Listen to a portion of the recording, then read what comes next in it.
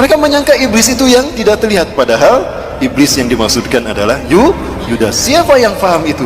Barnabas, pengikut Nabi Isa yang paling jeli dan cerdas. Dialah yang menuliskan kembali Injil yang benar, sehingga disebutlah Injil Barnabas, yang kemudian dituliskan kembali oleh Ashabul Kahfi. Siapa yang menulisnya? Ashabul Kahfi. Pimpinan Ashabul Kahfi Maximilianus. Bapak Ibu yang dirahmati Allah, terungkap semua misteri ini kan, semua fitnah sejak zaman Nabi Musa sampai Nabi Isa. Nanti kita bedah di masa fitnah di zaman kita.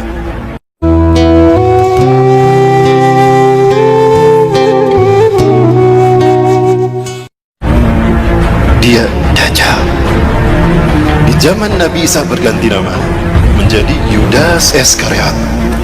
Nabi Isa lahir karena mujizat Allah kan, kalimatullah, disebutnya kalimatullah karena lahir karena kalimatullah. Beliau adalah proses kelahirannya sesuatu yang ajaib. Ini kudratullah dan keajaib, keagungan Allah. Lahir tanpa seorang ayah. Nabi Isa sejak kecil itu dipelihara oleh Nabi Zakaria, karena Nabi Zakaria ini adalah kakeknya. Nabi Zakaria adalah pamannya Siti Maryam. Maka Nabi Isa ini adalah cucu Nabi Zakaria. Dan Nabi Zakaria saat itu melahirkan anak yang bernama Nabi Yahya. Itu hampir satu usia, satu angkatan dengan Nabi Isa. Kedua-duanya dibawa ke Baitul Maqdis, bumi Isra Mi'raj Rasulullah, di Al-Aqsa, mendengar ceramah pendeta Sanhedrin. Pendeta Sanhedrin inilah pendeta yang memalsukan Taurat menjadi Talmud. Apa yang mereka lakukan? Yuharifunal kalima amma wadih. Dia menghapuskan satu ayat dari tempatnya. Summa yaktubunal kitaba biaidihim, lalu dia menulis ayat dengan tangannya sendiri. Summa yaquluna hadza min indillah, kemudian dia mengatakan ini datang dari Allah. Wa ma huwa min indillah, padahal itu bukan dari Allah. Maka setiap kali mereka ceramah tentang inilah Bapak Ibu Taurat yang Allah turunkan pada kita, itu di Masjidil Aqsa, itu di Baitul Maqdis. Nabi Isa saat itu usianya baru 9 tahun. Nah, Nabi Isa dibawa sama Nabi Zakaria ke Baitul Maqdis, mendengarkan ceramahnya pendeta Sanhedrin tentang Taurat.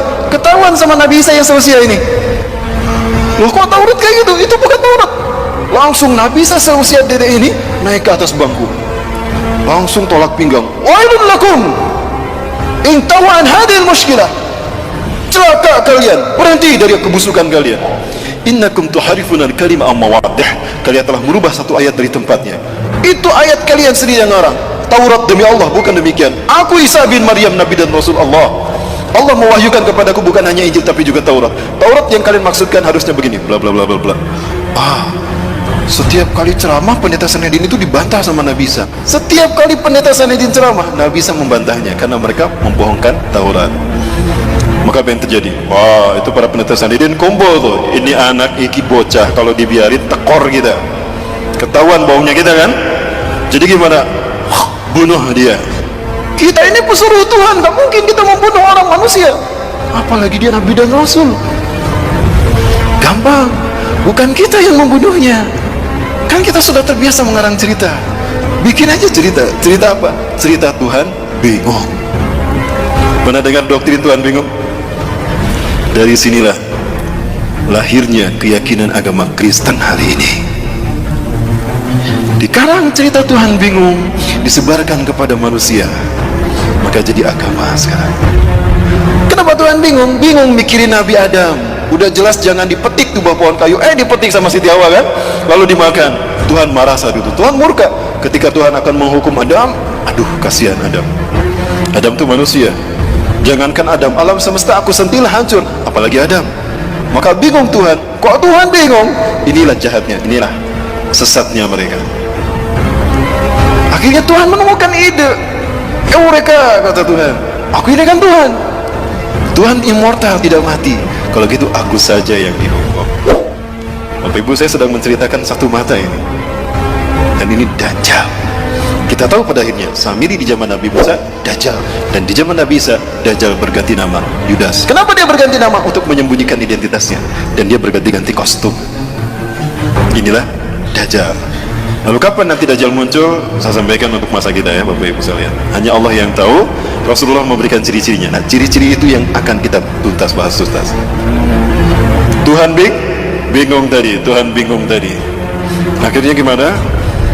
Aku kan Tuhan, aku tidak mati. Kalau gitu aku saja yang menggantikan Adam, jangan Adam yang dihukum. Jibril, sini Jibril. Catat Jibril, bikin maklumat Tuhan. Baik Tuhan. Jibril buka laptop, ketik tuh maklumat Tuhan .2. Sampun Tuhan.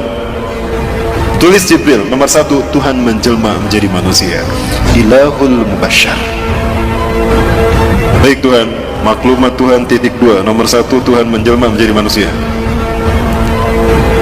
Saya siap membantah, menghujahkan ini. Jika ada orang-orang non-muslim, Kristen yang tersinggung, silakan berdebat dengan saya. Ini studi saya Bapak Ibu tentang Kristologi.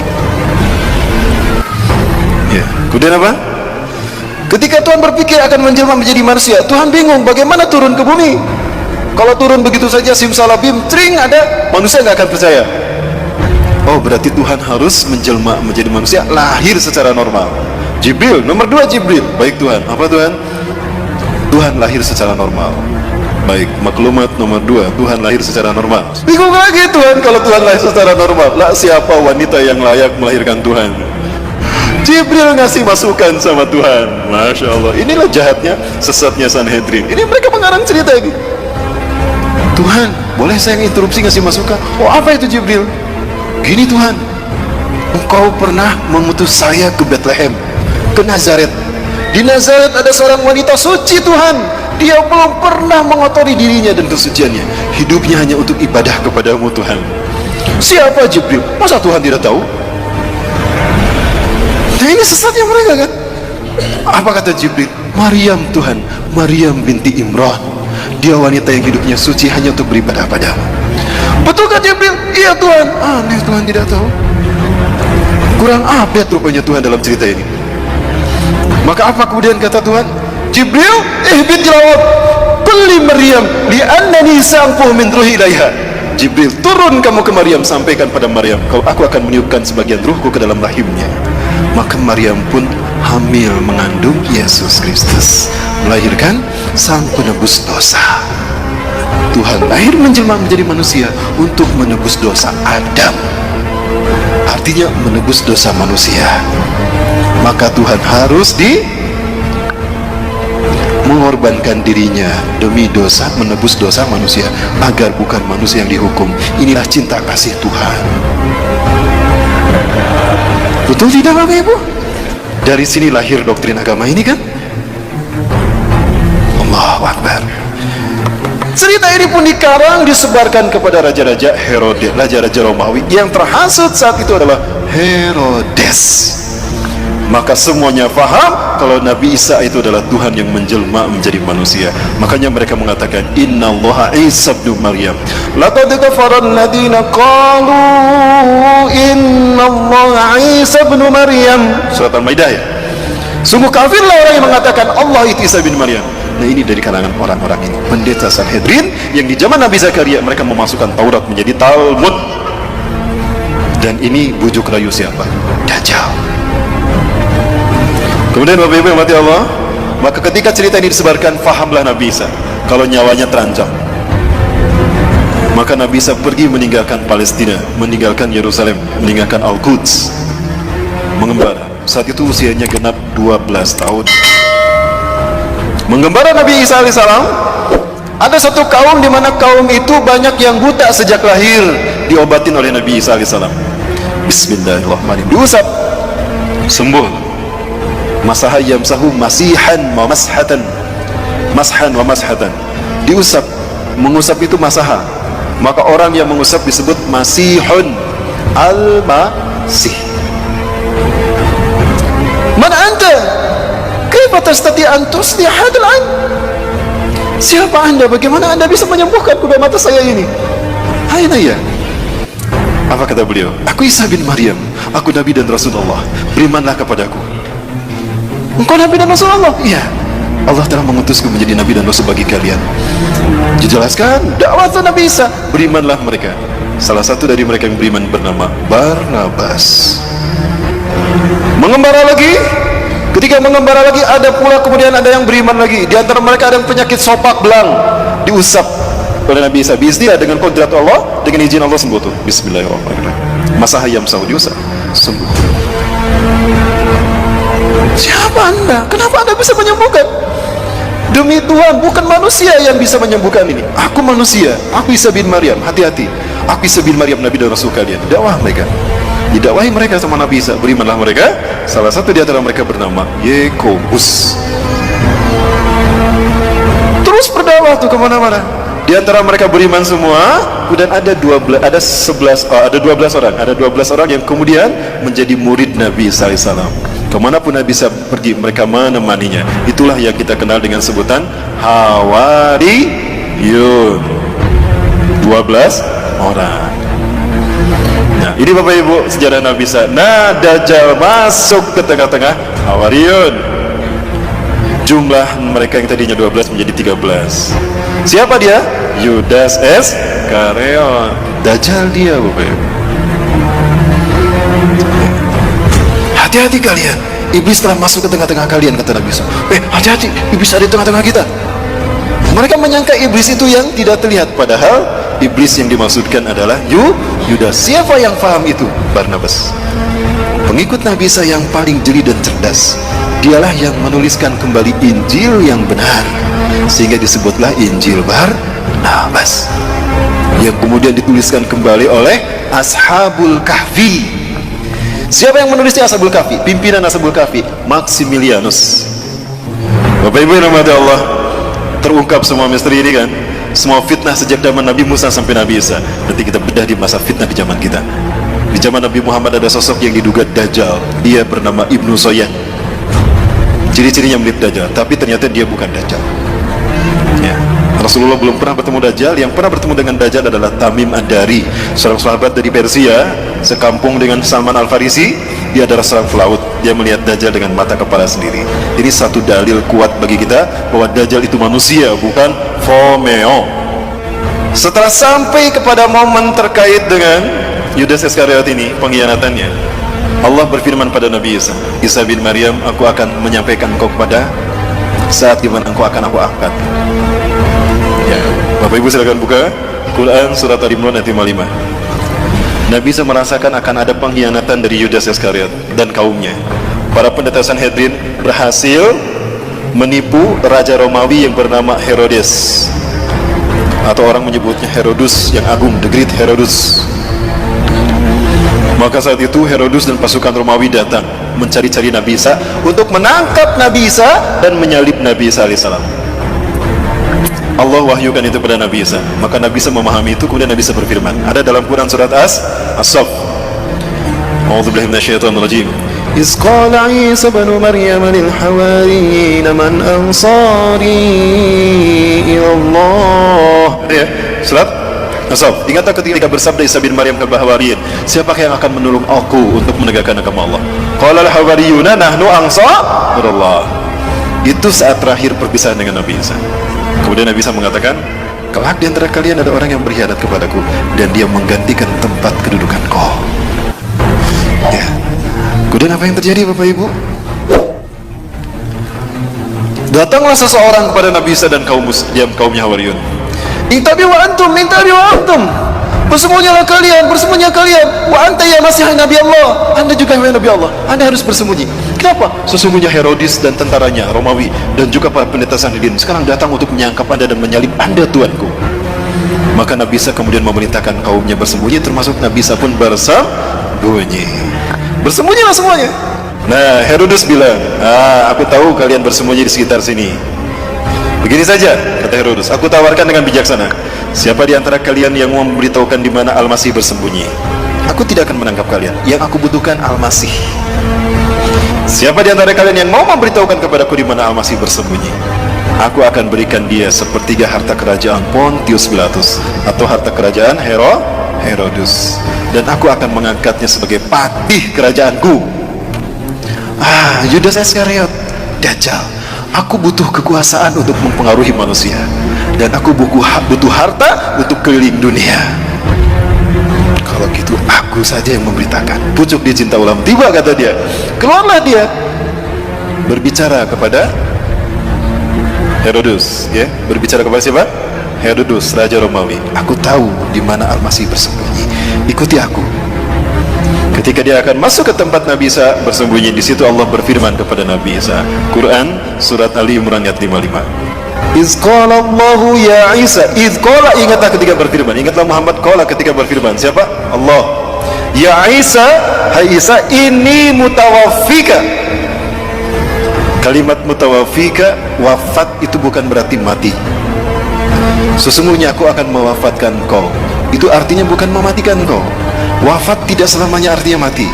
Di dalam surat Al-An'am ayat ke-60 Allah berfirman, a'udzubillahi minasyaitonir rajim, wa huwal ladzi yatawaffakum bil-lail wa ya'lamu ma jarahtum fil nahar. Dialah Allah yang telah menidurkan engkau di waktu malam, dan Allah mengetahui apa yang kalian lakukan di waktu siang. Artinya wafat ini bisa berarti tidur.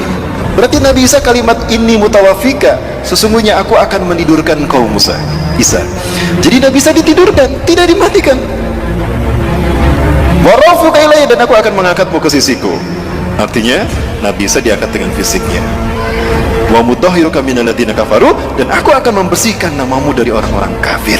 Yang bergelar Al-Masih itu bukan Dajjal, tapi Nabi Isa alaihi salam. Allah tunjukkan nanti, makanya Allah turunkan siapa sesungguhnya yang bergelar Al-Masih dan siapa sebetulnya yang menebar fitnah atas nama Isa bin Maryam.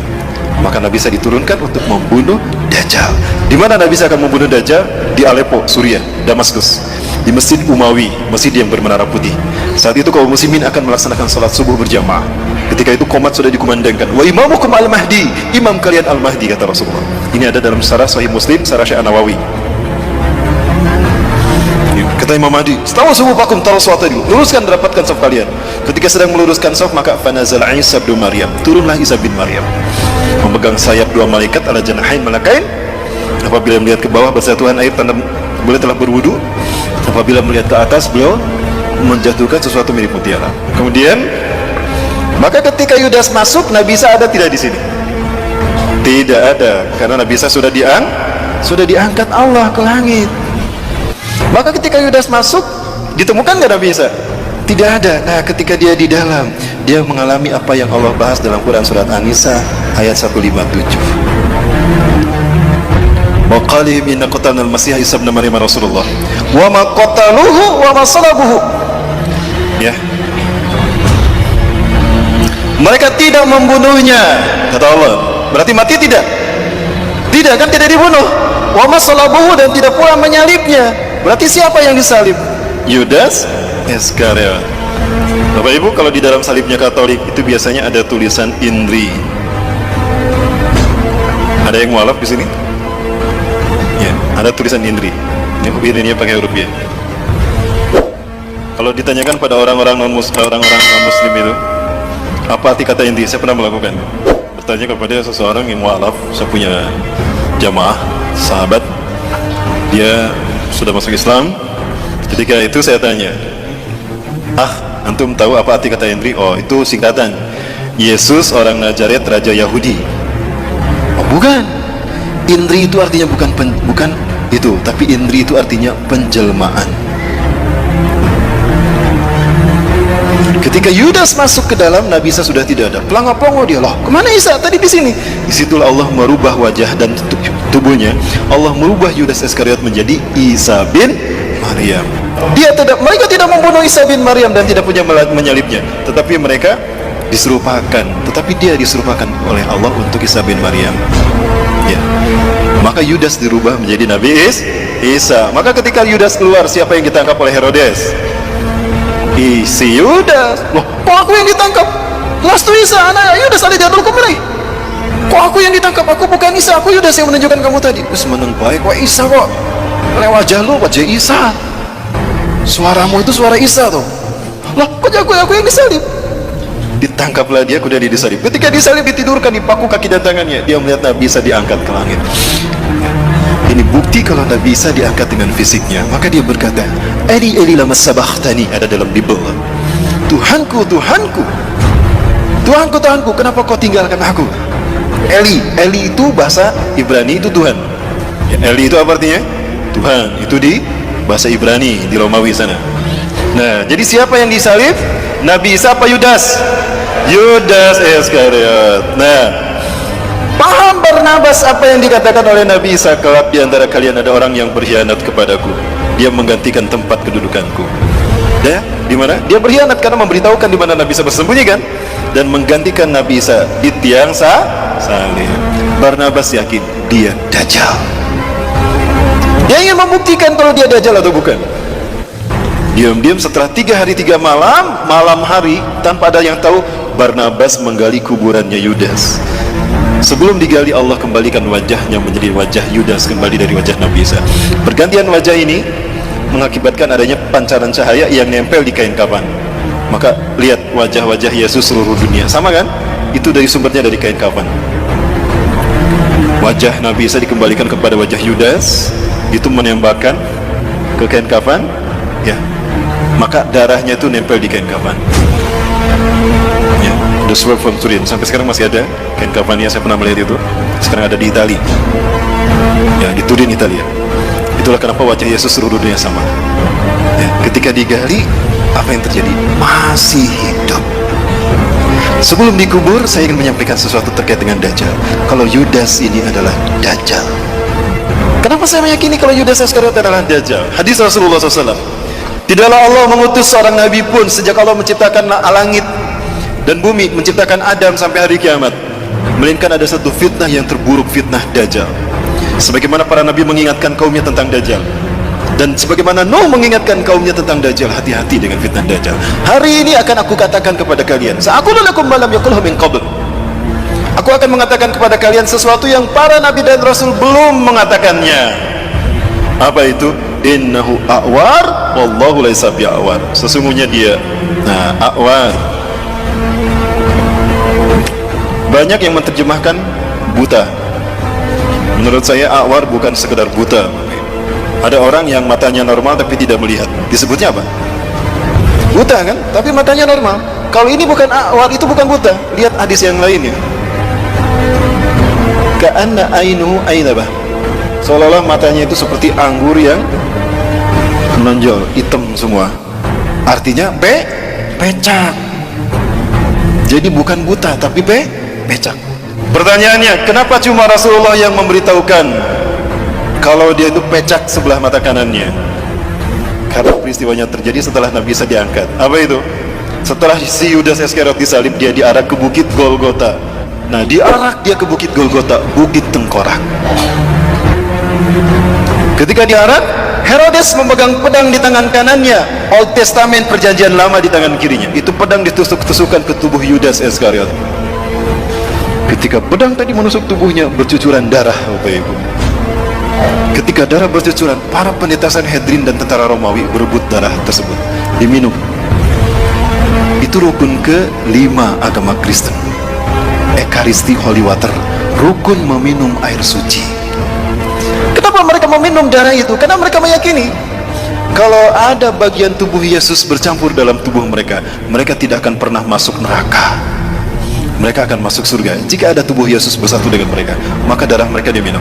Itu menjadi rukun ke-5 agama Kristen, Ekaristi Holy Water. Kalau Bapak Ibu masuk ke dalam gereja, ada patung Bunda Maria atau patung Yesus, di depannya ada seloki, ada air warna merah darah. Banyak tuh pedang yang menusuk tubuhnya, dagingnya terkelupas, darah dagingnya diambil dimakan. Rukun ketiga agama Kristen, Ekaristi Gusti Kudus. Selesai kebaktian, mereka berbaris untuk keluar, pendeta pegang, pastor pegang nampan di depannya kan, bagi-bagi kue kecil. Nah, salah satu tusukan pedang itu menusuk mata kanan Yudas Iskariot. Inilah yang Rasulullah katakan, hari ini aku akan beritakan pada kalian sesuatu tentang Dajjal yang para nabi belum memberitahukannya. Dia itu pecak sebelah mata kanannya, dan Allah tidak pecak.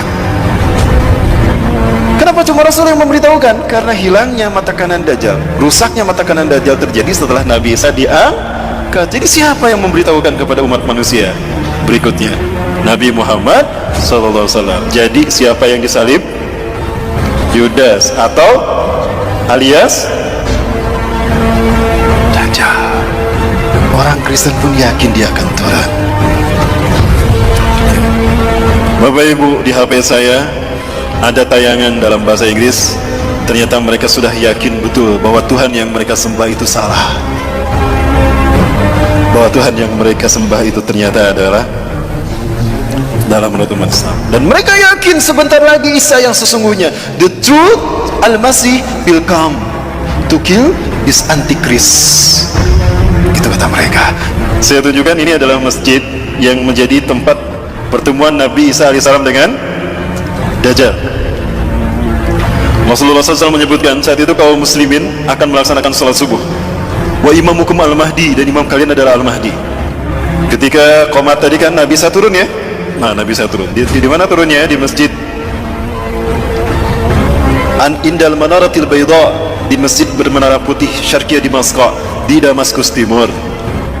Ketika Nabi Isa turun, kata Imam Mahdi, "Ta'ali Nabi Allah, salli lana." Mari Kanjeng Nabi, imami kami salat. Imam Mahdi mundur. Ternyata Nabi Isa tidak mau jadi imam salat. Didorong tuh Imam Mahdi oleh Nabi Isa. La taqaddam, hadhihi uqimat laks. Ya. Tuqrimatullah la hadhihi al-ummah, inna ba'dakum li ba'din umara. Tidak, komat ini untuk Anda. Maju ke depan. Andalah imam mereka. Karena sebagian dari kalian ada pemimpin, sebagian lain. Inilah kemudian Allah berikan pada umat ini. Allahu Akbar. Nabi Isa salat di belakang Imam Mahdi.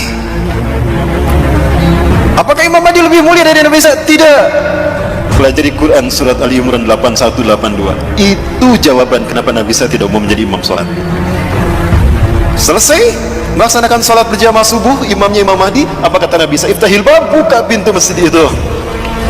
Ketika dibuka pintu masjid ini, ternyata tampaklah Dajjal dengan 70.000 Yahudi Isfahan, dari lembah Isfahan, Iran. Inilah kenapa Iran menjadi Syiah, karena Syiah ciptaan Dajjal. Begitu dibukakan, kaget Dajjal ketika ada Nabi Isa di dalam. Aduh, malaikat mautku sudah datang. Merinding dia, kata Rasulullah. Mencair dia seperti garam yang terkena air. Rasulullah menyebutkan, harumnya tubuh Nabi Isa tercium sampai sejauh mata memandang. Dan jika orang wa in yahusumul kafir matu baktatan, jika orang kafir mencium bau harumnya Nabi Isa, tubuhnya maka mati seketika. Itu barisan depannya mati semua, mati. Sisanya mereka lari tunggang langgang. Dajjal sendiri itu merinding dia. Lari dari Aleppo, lari ke Israel, Bapak Ibu. Cepat dia larinya. Begitu lari ke barat ada Nabi Isa. Aduh, ada Nabi Isa. Lari ke timur ada Nabi Isa. Lari ke utara ada Nabi Isa. Dia bingung melarikan diri kemana. Saking takutnya dia, mencair tubuhnya. Artinya deras mengalir keringatnya. Maka dipintulutlah Nabi Isa menemukan Yudas Iskariot alias Dajjal. Di pintu Lut, kata Rasulullah dalam hadis riwayat Imam At-Tirmidzi, Dajjal terdampar, tidak bisa melarikan diri. Dibunuhlah oleh Nabi Isa alaihissalam. Ya, kemudian di pintu Lut lah dia terdampar. Di mana pintu Lut itu? Pintu Lut adalah tempat di mana Dajjal dibunuh Nabi Isa. Ini kata Rasulullah di dalam hadis riwayat Imam Al-Hakim dalam kitab Al-Mustadraknya. Isa bin Maryam akan membunuh Dajjal di gerbang Lut. Yaqtulu Isa bin Maryam ad-Dajjal bi Babiludin. Ya, hadis riwayat Imam At-Tirmidzi dalam kitab Mustadrak juz ke-4 halaman 105. Seperti apa pintu Lut di mana Nabi Isa membunuh Dajjal? Ini dia. Inilah pintu Lutnya. Subhanallah. Di Lut itu sekarang 13 mil timur Tel Aviv. Bapak Ibu kalau umroh plus Aqsa, saya biasa membawa jamaah ke Tel Aviv. Tapi kita tidak bisa masuk ke dalam karena ada pangkalan militer Angkatan Udara Israel.